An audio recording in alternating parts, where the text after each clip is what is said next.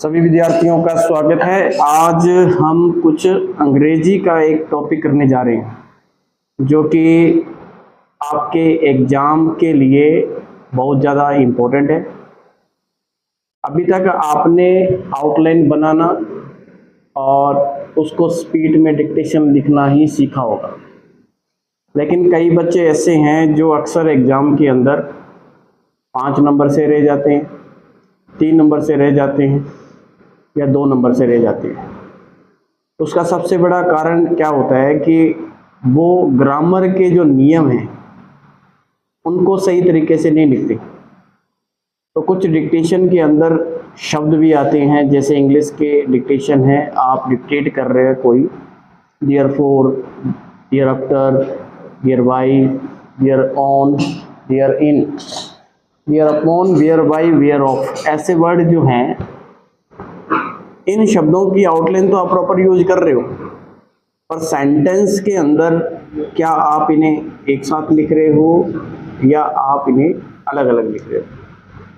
कई स्टूडेंट की जब मैंने कॉपी चेक की, जिन्होंने ट्रांसक्रिप्शन करके प्रिंट निकाला, तो कई विद्यार्थी जो थे वो डियर फोर को एक साथ लिख रहे थे और कई विद्यार्थी हैं वो डियर और फोर के बीच में स्पेस दे रहे थे। ऐसे ही डियर आफ्टर के बीच में कई स्पेस दे रहे थे और कई उनको एक साथ लिख रहे थे।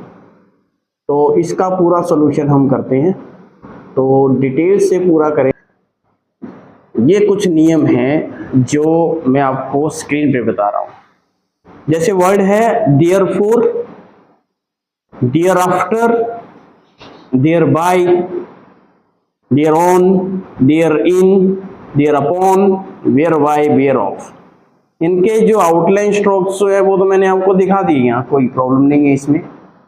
बट इसकी सबसे इंपॉर्टेंट चीज आपको ये याद रखना है कि ये वर्ड ट्रांसक्रिप्शन करते समय विदाउट स्पेस से लिखे जाएंगे।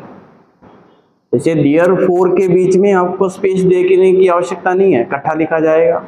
डियर आफ्टर भी इकट्ठा लिखा जाएगा, डियर बाय लिखा जाएगा इकट्ठा, thereon, therein, thereupon, whereby, where.